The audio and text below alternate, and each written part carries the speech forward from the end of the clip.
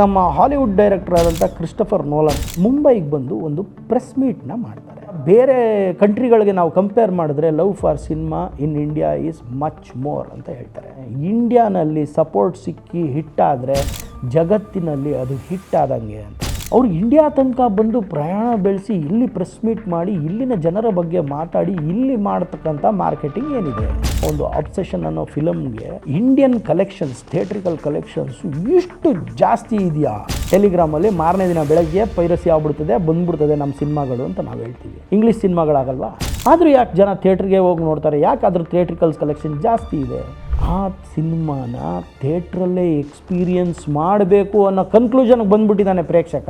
Mobile phone ಇರೋರೆಲ್ಲ ಇವತ್ತಿನ ದಿನ ಏನಾಗ್ಬಿಟ್ಟಿದ್ದಾರೆ, ಪತ್ರಕರ್ತರ ಥರ ಆಗ್ಬಿಟ್ಟಿದ್ದಾರೆ, ಜರ್ನಲಿಸಮ್ ಥರ ಆಗ್ಬಿಟ್ಟಿದ್ದಾರೆ, ಇನ್ಫ್ಲೂಯೆನ್ಸರ್ಸ್ ಆಗ್ಬಿಟ್ಟಿದ್ದಾರೆ. ಚೆನ್ನಾಗಿರೋ ಸಿನಿಮಾ ಬಂದರೆ 500 ಮಾಡಿದ್ದುಂಟು, 2000 ಮಾಡಿದ್ದುಂಟು. ಗೋಲ್ಡ್ ಕ್ಲಾಸ್ ಅಂತ ಹೇಳಿ ಹೆಸರಿಗೆ 2,000+ ಕೋಟಿದು ಒಂದು ಸಿನಿಮಾನ ಅವರು ಕರೆಕ್ಟಾಗಿ shooting days, number of days ಅಂತ ಲೆಕ್ಕ ತೊಗೊಂಡ್ರೆ 91 ಡೇಸಲ್ಲಿ 2025 ಮುಗಿಸಿದ್ದಾರೆ. ನಮ್ಮಲ್ಲಿ ಎಲ್ಲಿ ಮಾಡ್ತಾಯಿದ್ವಿ ನಾವು? 100 ಕೋಟಿದು ಒಂದು ಸಿನಿಮಾ ಅಂತ ಲೆಕ್ಕ ತೊಗೊಳ್ಳೋಣ. ಎಷ್ಟು ವರ್ಷ ತೊಗೊಂಡಿದ್ದೀವಿ? 4 ವರ್ಷ 5 ವರ್ಷ ತೊಗೊಳ್ತೀವಿ ಅಲ್ವಾ? ಯಾಕೆ?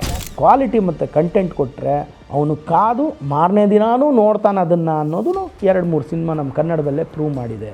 ಸೊ ಅಂದರೆ ಚೆನ್ನಾಗಿರೋ ಸಿನಿಮಾ ಬರ್ತಾ ಇರೋದ್ರ ಪರ್ಸೆಂಟೇಜ್ ಏನಾದರೂ ಕಮ್ಮಿ ಆಗಿದೆಯಾ ಅನ್ನೋದು ಒಂದು.